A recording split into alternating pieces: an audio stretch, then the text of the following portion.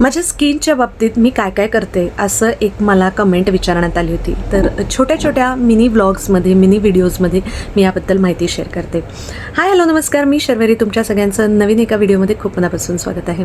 सगळ्यात महत्त्वाची गोष्ट माहिती आहे, माझी स्किन खूप ॲक्ने प्रोन होती. तर त्यासाठी खूप त्याच्यावरती मी वेगवेगळे फेस वॉश वापरण्याचा प्रयत्न केला आणि फायनली जो मला सूट झाला तो मी कंटिन्यू केला. त्यामुळे पहिल्यांदा तर ऑइल, एक्स्ट्रा सिबम हे सगळं कंट्रोल झालं. मग हळूहळू ॲक्ने आणि पिंपल्स येणं कमी झालं. त्याचबरोबर मी हार्मोन्सवरती पण खूप काम केलं. त्याच्यामुळे त्याही गोष्टी मी इंटरनली सुधारण्याचा प्रयत्न केला आणि आपोआपच मग त्याचा उपयोग स्किनसाठी होतच असतो.